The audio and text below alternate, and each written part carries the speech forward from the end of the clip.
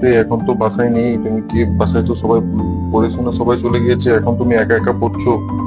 Sir সবার সঙ্গে তো আমি কিছু পড়া বুঝতে পারি না, এর জন্য আর কি আমি চেয়েছি যেটা আপনার কাছে পার্সোনাল ভাবে ভালো করে শিখতে পারি। পার্সোনাল ভাবে এইভাবে তো হচ্ছে না। তোমাকে তো বলেছি আমি যে সবাই যখন থাকবে তখন তুমিও থাকবে, সবাই যখন চলে যাবে তুমি বুঝতে পারছো না কেন? এই বাসায় আমি ছাড়া তো আর কেউ নেই। তো তোমাকে তো বারবার আমি বলেছি যে সবার সাথে বসে বসে পড়বে, এছাড়া পড়া যাবে না। তুমি বড় হয়েছো, তুমি এগুলো মানে না বোঝার ভান করলে স্যার হবে। বড় তো হয়েছে ঠিক আছে, কিন্তু আপনি তো ছোট থেকে আমাদেরকে পড়িয়েছেন তাই না? ছোট এই থেকে ক্লাস ওয়ান পড়িয়েছি। থেকে ক্লাস 10 পর্যন্ত আপনিই তো কথা পড়িয়েছেন। বাড়িও না, ছোট থেকে পড়িয়েছি, তুমি এখন বড় হয়েছো। তো ছোটর সাথে আর বড়র সাথে এক হচ্ছে না তো। তো তুমি একটা কাজ করো, তাড়াতাড়ি করো, তাড়াতাড়ি কি ঠিক কি আছে দেখবে। স্যার, তাহলে আমার পড়তে হবে না, আমি না বসো, এসছো না যখন বসো। কি কি আহ, কি কি দেখতে চাইছো বলো, আমি দেখিয়ে না দিচ্ছি। তাহলে আমি চলে যাই, যেহেতু আপনার সমস্যা হচ্ছে আমি চলে যাই। সমস্যা হবে না, বলো কি কি কি কি জানতে চাও সেটা বলো, তোমাকে আমি দেখিয়ে আমি একটু বাজারে যাবো। বলো তাড়াতাড়ি, বলো কি কি জানতে চাও। স্যার হুম, জানতে চাই হচ্ছে যে আমাদের যে পিরিয়ড হয় না মেয়ে মানুষের। period হয়। তো সেটা তুমি তুমি এখানে কোথায় পেলে? তোমাকে তো আমি জীববিজ্ঞান পড়তে বলেছি, তো সেখানে পিরিয়ডের গল্প কোত্থেকে না আসলো? স্যার, এখানে ঘটনা হচ্ছে পিরিয়ড হওয়া ভালো হওয়ার পর মানে হুম। খুব পড়তে ইচ্ছে করে, এত পড়তে ইচ্ছে করতে করে। ইচ্ছে করে মানে কি করতে ইচ্ছে করে?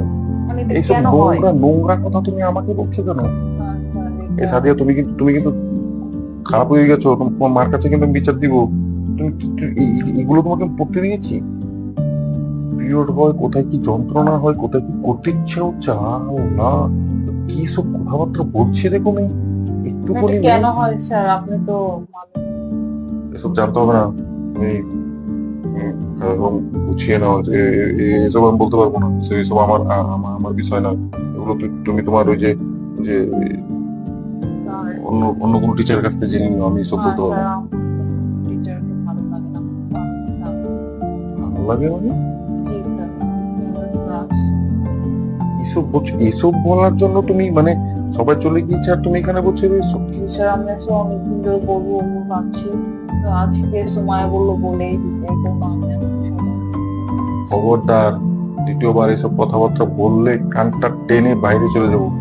বাসায় কেউ নেই, তুমি বসে বসে এখানে স্যার কোচিং মিথ্যা এর কথা নাম বলবেন না, করে। আমার কি আপনাকে ভালো লাগে না? আপনি যে ক্লাসে বসে থাকলে আপনি যে এসে এসে যে আমার পাশে দুধ দেখেন, এটাকে আমি বুঝি না? আপনাকে মানে এসব কি বলছো এসব? আপনার তো আমাকে ভালো লাগে, তাহলে এরকম করছেন কেন, দাম দেখাচ্ছেন কেন? তোমাকে এসব কে বলেছে? আমি আমি এসব দেখিনি।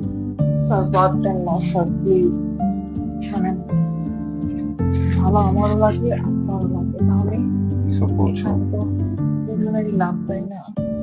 আর এখানে রিলেশন তো- হয়ে গেলে ভালো লাগবে না এই তো সত্যি করে বলো তো, বিয়ে করে তোমরা নিব। তুমি আমার কথা শোনো আগে। আপনার ওয়াইফ চলে গেছে, এটা আমার কোনো তুমি মানে পাশ নিয়ে শোনো, আমার কোনো তুমি প্রবলেম নেই। শোনো, তুমি সত্যি করে একটা কথা বলো তো, এটা আবার তোমার কোনো প্ল্যান নয় তো? তুমি স্যার এটা কি প্ল্যান? ইচ্ছে করে এসব প্ল্যান করে করছো না তো? না স্যার, সত্যি আমার ভালো লাগে, আপনি দেখেন আমি সবসময় আপনার জন্য আপনার পছন্দের খাবার বলতাম যে মা রান্না করে দিয়েছে, কিন্তু কিন্তু আমি রান্না করে আপনার জন্য নিয়ে আসতাম।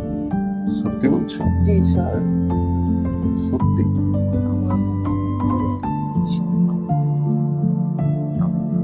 আমি দেখে আসি বাইরে কেউ, আমার দ্বারা অনেক দেখে আসি বাইরে কেউ আছে কিনা। তা দেখি এখান থেকে তোমাকে এইভাবে আমি তোমার সাথে কথা বলছি, এটা কেউ দেখতে তো বোঝো না, বাইরে তোমার মাকে বলে দিবে, সমস্যা হবে। আমি দরজাটা লাগিয়ে আসছি।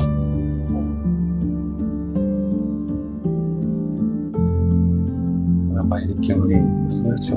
আচ্ছা, তুমি যে আমার সাথে এইসব কথাগুলো বলছো, এটা আবার মানে তোমার যে বন্ধু বান্ধবী আছে তাদেরকে বলো না তো? না স্যার, কাউকে বলবো সত্যি তো? না। হ্যাঁ স্যার। আচ্ছা, ঠিক আছে, শোনো আমি তোমাকে বলি। তোমাকে আমার তো ভালো লাগে, বুঝতে পেরেছো? তোমার খুব সুন্দর, তোমাকে দেখলে আমার কেমন যেন একটা ফিল হয়, বুঝতে পেরেছো? তোমার